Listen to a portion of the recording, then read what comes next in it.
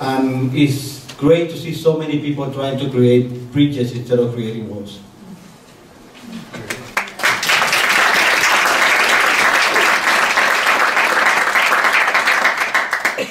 So let's bring our first storyteller, Rachel.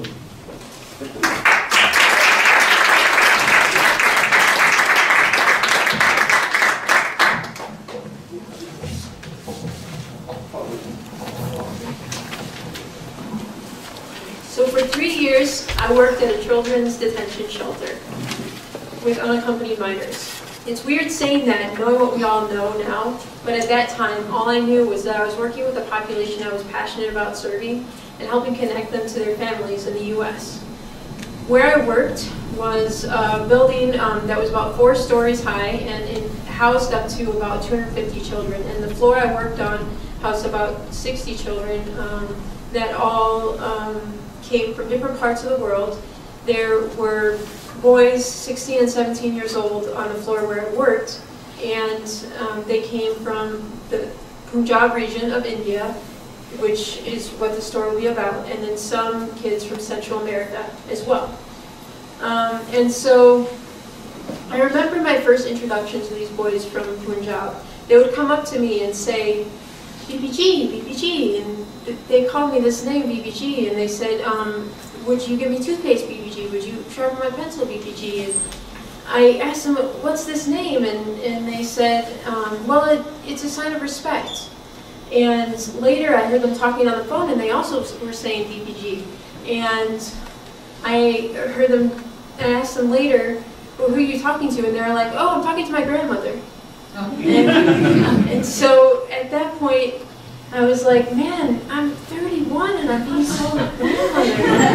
And yet later I found out that it was also a name for helper, and they actually dropped the name BBG after a while and started calling me Rachel Man as a sign of respect due to the boys from Bangladesh that came at that time. Well, I remember the boy that first opened my eyes to the daily life that was the experience of these boys in the center. He was 17 and he was soon to turn 18, and I will call him Mandeep. And what happens when you turn 18 in these shelters is you get sent to adult detention on your birthday, which is a really hard experience.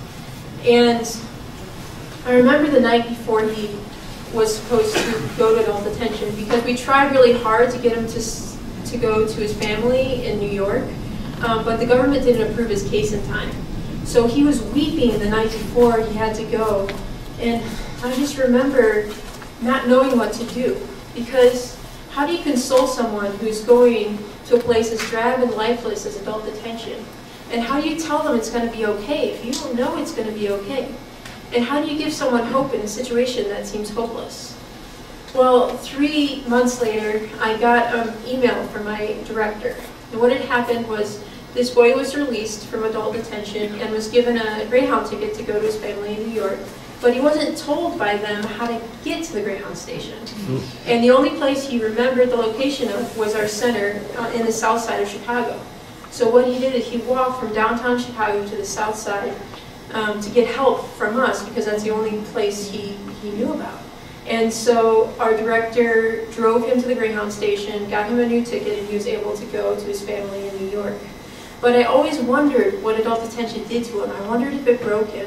And I wondered if there was something about our center, as broken as it was, that made him come back and feel like he could get help. Because our center was broken. There were the little things, like having to see the boys walking in a single file line just to go to classes. And it seemed like, you know, they were in the military or something. And they would always say, I hate the fila, which is line in Spanish, fila, I hate it. And I would ask them, you know, why do you hate it so much? And what I got from them was that this idea of being institutionalized, it was a constant reminder of their captivity.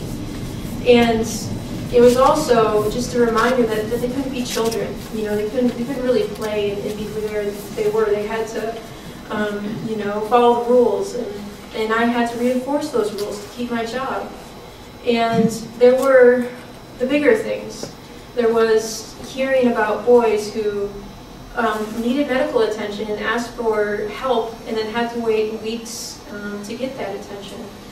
There was a boy who had to wait for 3 days for what he later found out in the hospital was a punctured lung.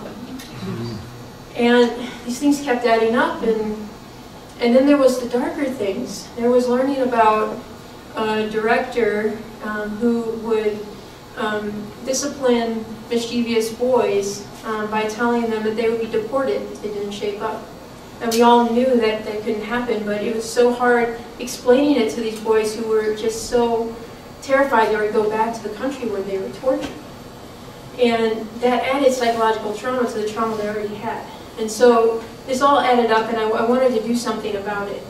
So I went to the union, and I talked to them about it. I went to the director of my director, and I went to Human Resources.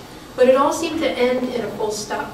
Like the people that I talked about were sometimes promoted soon afterwards. And so after 3 years, I decided it was time to quit. And when I quit, I decided that at some point, I might think about talking to a news source about what had happened, or writing an article. Well, that was in the back of my head. I had started a new job, and then family separation happened. And I remember looking at these images of kids in cages, and I remember knowing where they were going to be sent and what that place was like. And I remember the newscasters asking all these questions about these shelters and what the conditions were like, and I realized I had all those answers. And so I decided that I would contact a news source. So I put an anonymous tip on a website with NPR, and I got a call back about a week later from a woman named Meg, and she interviewed me for about an hour. And at the end of that hour, she asked me if I would consider going on the record with that information, which meant that my name would be with this information I shared, which means that I might, my career might be affected by what had happened or what I said, and that this could affect me in the long term.